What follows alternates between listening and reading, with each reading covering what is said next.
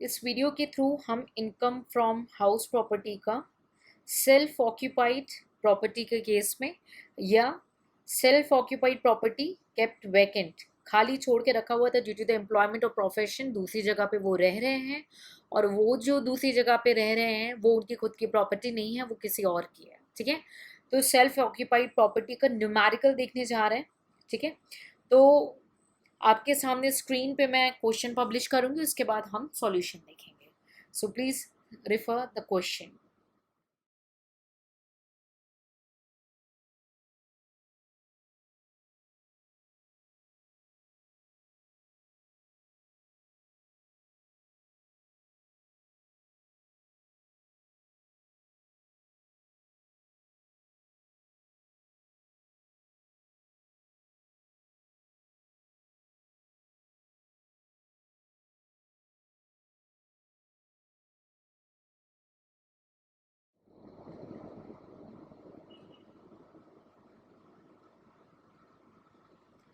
चलिए देखते हैं, आपने क्वेश्चन देख लिया है, अब हम सॉल्यूशन की ओर बढ़ते हैं इनकम फ्रॉम हाउस प्रॉपर्टी में।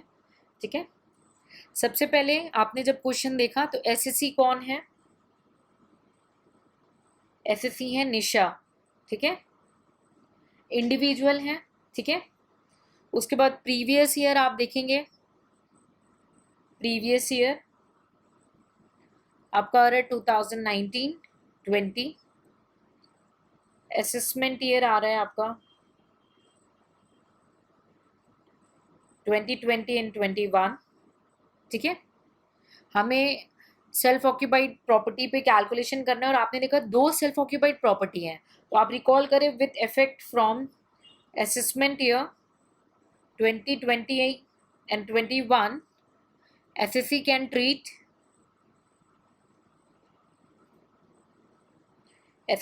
ट्रीट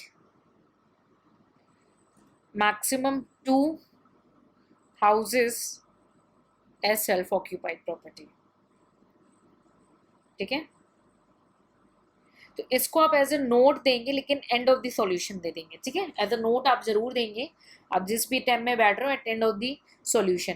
अब फ्यूचर अटेम्प्ट्स के कुछ स्टूडेंट हैं, 2021 के, 22 के दो कुछ स्टूडेंट्स हैं, उनको मैं रेफर करूंगी कि आप इस न्यूमेरिकल को अभी हमारे साथ सॉल्ट आउट करें। ठीक है, उसके बाद अगर कुछ अमेंडमेंट आता है इन केस, सो आपको कम्युनिकेट कर दिया जाएगा और उस अमेंडमेंट को स्ट्रेट अवे विथ डिटेल हम उसको डिस्कस करेंगे और वो पब्लिकली अवेलेबल होगा यूट्यूब चैनल पे। ठीक है, सो अमेंडमेंट कुछ भी आता है हमारे नए बजट्स में तो उसके लिए आप वरीड नहीं होंगे, उसको हम सेपरेटली कवर करा लेंगे। ठीक है, बट टिल देन ये वीडियोस आपके सारे केस में ये एप्लीकेबल होंगे, अमेंडमेंट्स को सेपरेटली कवर करा दिया जाएगा। ठीक है, चलिए आगे बढ़ते हैं।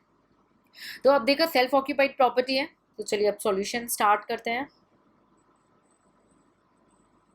ठीक है, सेल्फ ऑक्यूपाइड प्रॉपर्टी ये 1 हो गई और ये सेल्फ ऑक्यूपाइड प्रॉपर्टी 2 हो गई। ठीक है, तो मैंने आपको पहले ही बताया था कि ग्रॉस एनुअल वैल्यू से म्युनिसिपल टैक्स रिड्यूस नहीं होता है, तो ग्रॉस एनुअल वैल्यू आपका is equal to net annual value होता है यहाँ पे इस केस में। ठीक, तो यहाँ पे लिखेंगे नहीं आप सॉल्यूशन में आप लिखेंगे नेट एनुअल वैल्यू।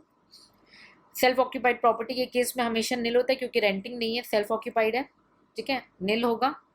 अब डिडक्शन मिलेगा, लेस डिडक्शन अंडर सेक्शन 24।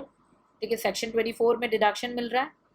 ठीक है, सेक्शन ए स्टैंडर्ड डिडक्शन नहीं मिलेगा, एप्लीकेबल नहीं है सेल्फ ऑक्यूपाइड प्रॉपर्टी के केस में। ठीक, B interest.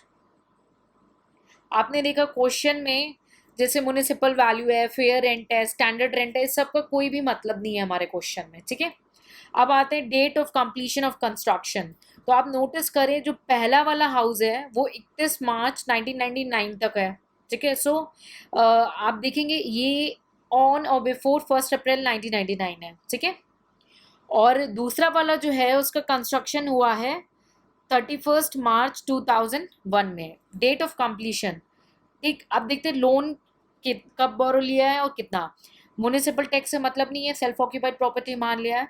Interest on money borrowed during current year. ठीक है, for purchase of property 1,75,000 purchase की है प्रॉपर्टी को, और कब की है परचेज और लोन कब लिया है, 31 मार्च 1999, यानी ऑन बिफोर 1 अप्रैल 1999 हो गया ना, ठीक है। लेकिन किसके लिए ली है, ये ली है परचेज ऑफ दी प्रॉपर्टी के लिए। कितनी अमाउंट है, 1,75,000,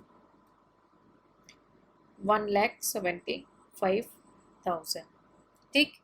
दूसरा क्या है, रिपेयर के लिए कितना है, 55,000 है, ठीक। तो रिपेयर के केस में 55,000 दिया है, लेकिन हमें जो मैक्सिमम इंटरेस्ट का डिडक्शन मिलता है, ठीक है, वो दो हैं क्राइटेरिया, एक है 2 लाख का और दूसरा है 30,000 का। अब हमारे वाले केस में यहाँ पे 30,000 का क्राइटेरिया नहीं फॉलो हो रहा है। क्यों नहीं फॉलो होगा, मैं उसको अभी इस क्वेश्चन को सॉल्व करने के बाद डिटेल में एक्सप्लेन करूंगी, ठीक है। तो 2,000 वाला 2 लाख वाला हमारा क्राइटेरिया फॉलो हो रहा है, ठीक है। तो 1,75,000 ऑलरेडी कवर हो चुका है, तो बैलेंस हमें कितना डिडक्शन मिल सकता है, 25,000 का। तो सेकेंड हाउस से हमें कितना मिलेगा, सारा मिला करके ही 2 लाख की लिमिट है, ठीक है। सो बैलेंस कितना हो गया, 2 लाख, ठीक है। So we can say that income और लॉस फ्रॉम हाउस प्रॉपर्टी, ठीक है, 2 लाख रुपए।